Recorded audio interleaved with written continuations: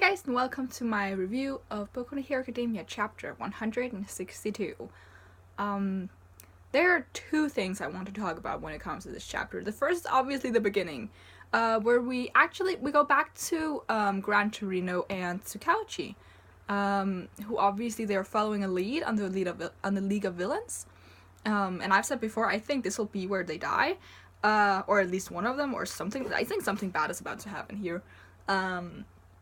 But we'll see how this turns out. But they apparently have cornered / found / are confronting Kurogiri, who is actually one of my favorite members of the League of Villains, because I think he is very charismatic, he's very calm, he understands how to not control Shigaraki, but at least like put a damper on his temper. And just stop him from doing very stupid things. So I think he's really cool. But we have a lot of interesting dialogue here, even though it's just a few pages. They talk about, or Kurogiri talks about their master, obviously, All For One. And he talks about how Shigaraki isn't the only one who was cultivated by their master. And at first I thought he was talking about himself, and I do think that he is talking about himself, but I think he's talking about himself and then also, what was his name? Gigantomachia, who we don't actually know too much about him. I don't think his quirk has ever been confirmed. I looked him up on the Wikia, and went back to when he was first introduced, and we don't know too much about him, except that he's really strong. I also can't tell. No, I can't tell from this. He looks like a giant, so that's probably his quirk. But yeah. We're probably gonna see a fight here. A fight which seems like they won't really be able to win, because combining just immense strength like this with Kurogiri's quirk, I think that's really dangerous. And the only actual hero they seem to have with them is Gran Torino. And he's no longer in his prime. I do want to know how they corner Kurogiri, though. Maybe he just lured them here. I don't know what happened. But this confrontation is definitely gonna be interesting if we're gonna see it. It could go either way. Like, we're just gonna hear about the aftermath of it, or we're gonna see it. Depending on what happens next, I don't care which it'll be, because if we see it, that'll be really cool. But if we don't, that just means that something greater is coming up. The other thing I want to talk about is Mirio, because they have the conversation about what to do with his quirkless self, and they talk about the possibility of Eri, and then obviously about how she can't control it, and even though I saw it there, it's like not good. And then they talk about maybe later when she learns to control it, possibly he could get his quirk badge, which was the exact scenario I said that I really wanted. Because I want him to get his quirk back, but I want him to be quirkless for maybe a year or two before that happens.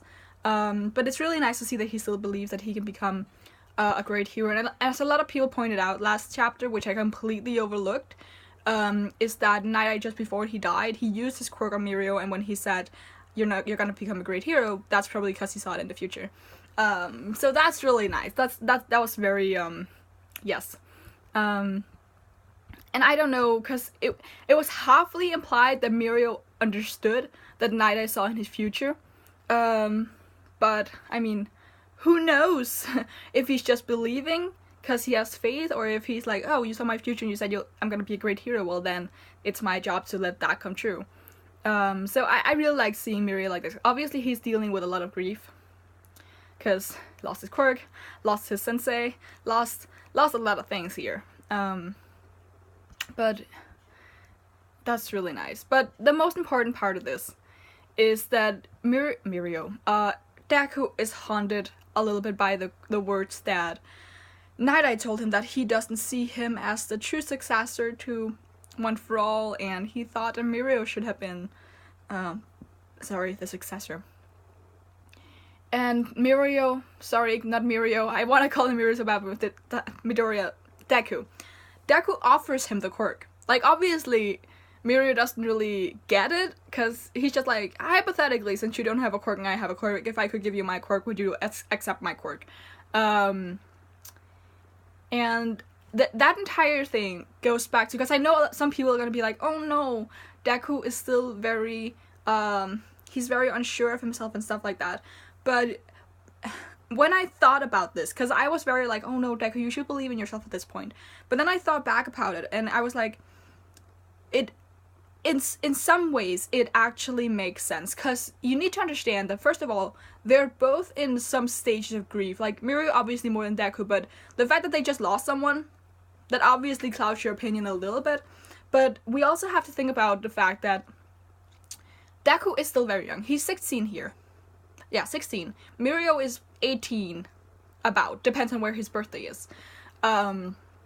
Let's just say 18. He's 18. He's 2 years older. He has a lot more experience. He's just better at using his quirks. Like, even without One For All, he was so good. Obviously, at the point he had his quirk, now he doesn't. And that's a huge setback for him. But there are a lot of things about Mirio that's probably just, at base level, that's just better than Deku, because he's had 2 more years of cultivating himself as a hero. And that combined with the fact that one of the people who was just the closest to All Might said to Deku outright, I don't think you're worthy, I think this person should have been the successor. And then also, on top of that, we have the fact that the League of Villains is a very big threat. All Might is no longer there. They need a symbol of peace ASAP. Like, as quickly as freaking possible. They need a new top hero who can take that spot that All Might just left open. And in Deku's mind, obviously, if Mirio had One For All, well then, he could possibly, very possibly, fill that place. So he asks him, and it is done, I do believe this is done in a moment of weakness, of his confidence wavering.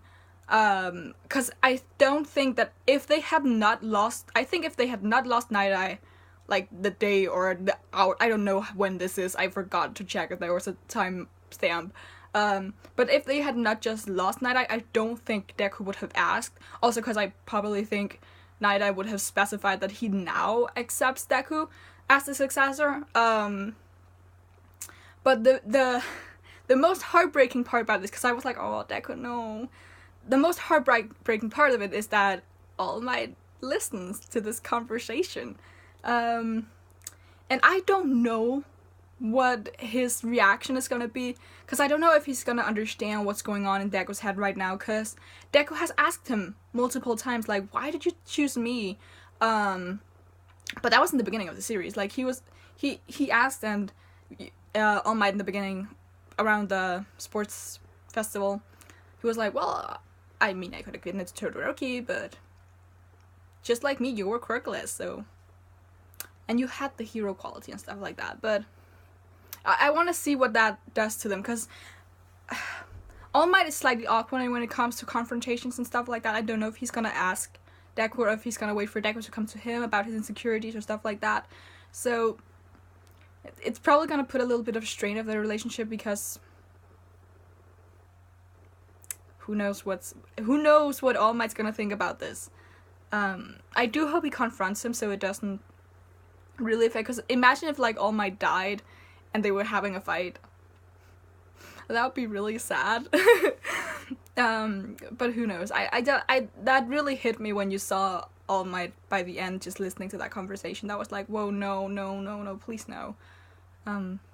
But yeah, I think it's important to understand where Deku's coming from here. Like, he's seeing a person who lost his quirk, who had the potential to be a great hero, and now one of his biggest assets is taken away from him, and he does have the possibility of giving him a new quirk, just on the, yeah, it's kind of a dilemma he's in. Obviously, it's the wrong choice for Deku to just give away his quirk so freely, but it's understandable why he did it in this moment, I think. But feel free to leave your opinions on that in the comments below. And you can leave a like, and you can subscribe. And until next time, bye.